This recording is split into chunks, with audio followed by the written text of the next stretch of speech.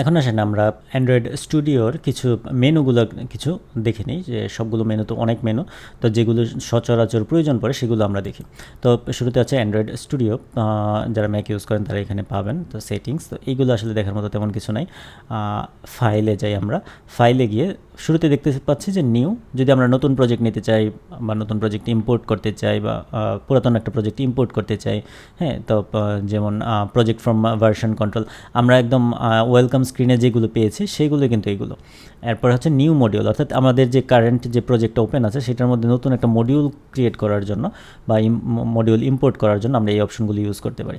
এরপরে Java class নেওয়ার জন্য বা কটলিন ক্লাস নেওয়ার জন্য এইগুলো অপশনগুলো আমরা ইউজ করতে পারি।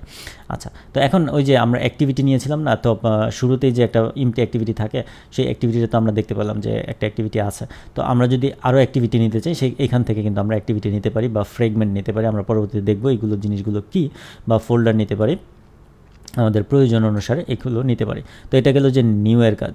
এরপরে হচ্ছে যে ওপেন হচ্ছে যে একটা আগের একটা প্রজেক্ট ওপেন করার জন্য, এটা ছাড়া আর কিছু না। এরপরে তো ক্লোজ প্রজেক্ট ক্লোজ করে দেওয়ার জন্য। Add C++ to module, C++ code যেমন এনডিকের কোড অ্যাড করার জন্য। এরপরে হচ্ছে যে প্রজেক্ট স্ট্রাকচারে যদি আমরা ক্লিক করি তাহলে এরকমভাবে একটা প্রজেক্ট স্ট্রাকচার দেখতে পারবো। এখন এখানে প্রজেক্ট দেখেন, এখানে কিছু গ্রেডেলের অপশনস দেওয়া আছে এবং এসডিকে লোকেশন, কোন লোকেশনে এসডিকেটা আছে সেটা কিন্তু এই পাথ থেকে দেখিয়ে দেওয়া যায়। আর এখানে ভেরিয়েবলস, এখানে কিছু ভেরিয়েবলস আছে, এগুলো আপাতত দরকার নেই। তারপরে হচ্ছে যে মডিউলের মধ্যে দেখেন আপনার বিভিন্ন ধরনের ভার্সনগুলো, যে কম্পাইল এইচডিকে এখান থেকে কিন্তু অন্যান্য ভার্সন সিলেক্ট করে দেওয়া যায়।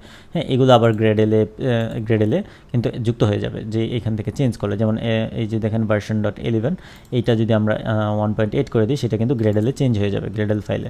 হ্যাঁ, আচ্ছা, এখন এখানে ডিপেন্ডেন্সিসের মধ্যে যদি আমরা ম্যানুয়ালি কোনো ডিপেন্ডেন্সিও কিন্তু অ্যাড করতে পারি এখান থেকে, অ্যাড ডিপেন্ডেন্সি। হ্যাঁ, তো সবসময় যে আমরা গ্রেডেলে একটা লাইন লিখে দিলাম, সেইটা ডিপেন্ডেন্সি হিসেবে অ্যাড হয়ে গেল বা লাইব্রেরি হিসেবে অ্যাড হয়ে গেল, ওইটার পাশাপাশি আমরা জার ফাইলও কিন্তু অ্যাড করতে পারি এখান থেকে। দেখেন জার ফাইল বা AAR ফাইল, হ্যাঁ, অর্থাৎ অ্যান্ড্রয়েড আর্কাইভ ফাইলগুলো কিন্তু এখান থেকে অ্যাড করে ফেলা যায়। আচ্ছা, তো বিল্ড ভেরিয়েন্ট, এইখানে হচ্ছে বিল্ড ভেরিয়েন্ট ডিবাগিংয়ের জন্য, আমরা নর্মালি যে ডিবাগিংয়ের জন্য যে বিল্ড করি সেটা একটা, রিলিজের জন্য কিন্তু আরেকটা। এখানে আমরা কাস্টমভাবেও কিন্তু আমরা আরও বিল্ড ভেরিয়েন্ট ক্রিয়েট করতে পারি। তো এই গেলে হচ্ছে যে প্রজেক্ট স্ট্রাকচারের যে উইন্ডো সেটা। তো এরপরে আসি যে এডিট অপশন, এডিট তো কাট কপি পেস্ট এইগুলো খুবই কমন ব্যাপার।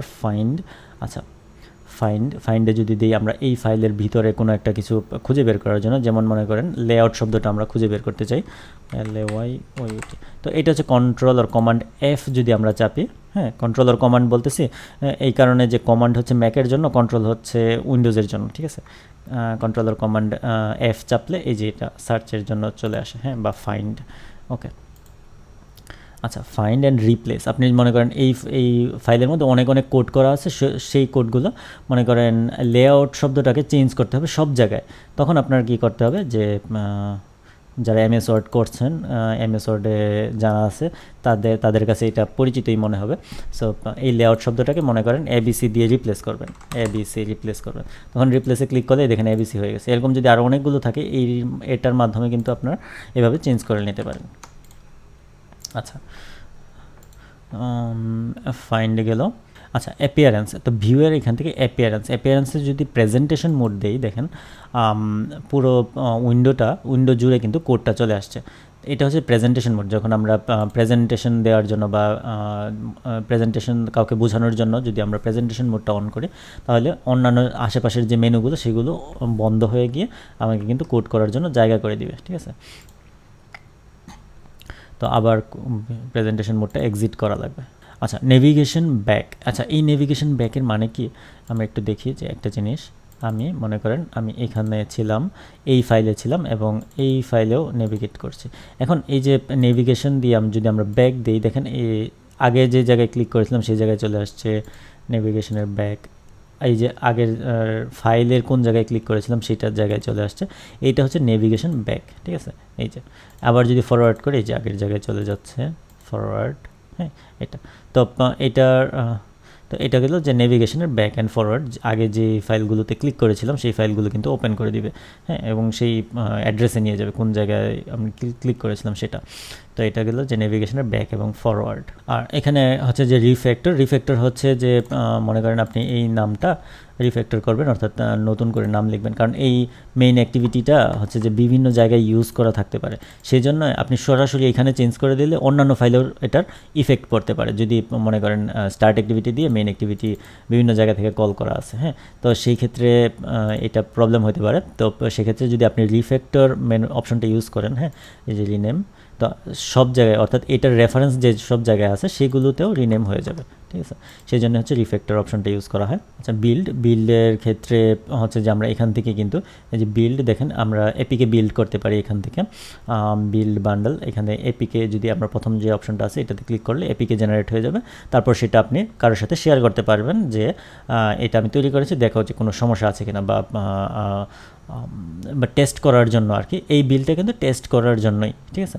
তো আর একটা হচ্ছে জেনারেট সাইন্ড এপিকে, তো এই অপশনটা হচ্ছে প্লে স্টোরে আপলোড করার জন্য। আমরা যখন ফাইনালি একটা অ্যাপ তৈরি করি এবং সেটা প্লে স্টোরে আপলোড করতে যাই, তখন হচ্ছে যে এই অপশনটা ইউজ করবো, সাইন্ড বান্ডেল এপিকে, ঠিক আছে।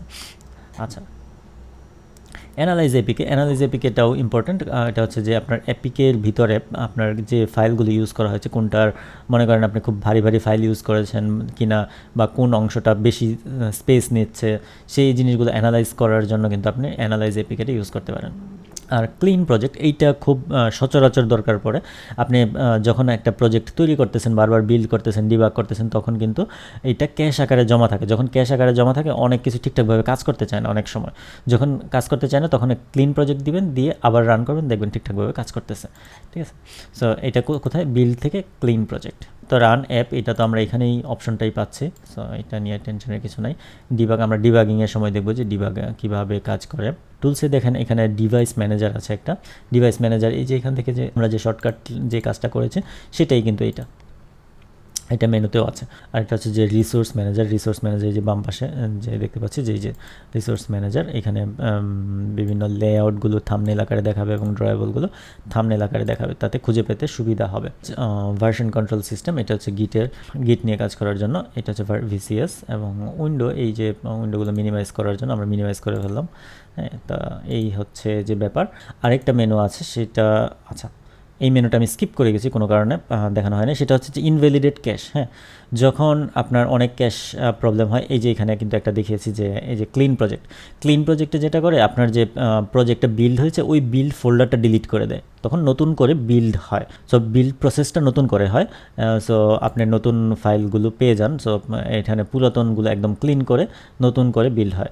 তো এইটা হচ্ছে ক্লিন প্রজেক্টের কাজ। কিন্তু এখানে দেখেন যেটা ইনভ্যালিডেট ক্যাশ, এই ইনভ্যালিডেট ক্যাশের ব্যাপারটা হচ্ছে যে ক্যাশ ফাইলগুলো থাকে সেই ক্যাশ ফাইলগুলোকে একদম ক্লিন করে দেয়।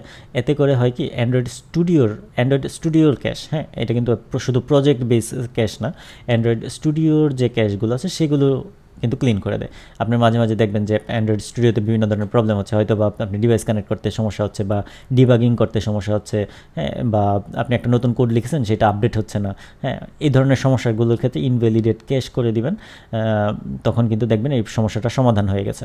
তো এই ক্যাশিংয়ের কারণে বিভিন্ন সময় সমস্যা হয়, সেই জন্যই কিন্তু এই দুইটা অপশনই খুবই ইম্পর্ট্যান্ট। তো ফাইল থেকে ইনভ্যালিডেট ক্যাশ, তখন কিন্তু ইনভ্যালিডেট ক্যাশ করার পরে কিন্তু আবার প্রজেক্টটা আবার বিল্ড করতে কিছুটা সময় নেয়, ঠিক আছে।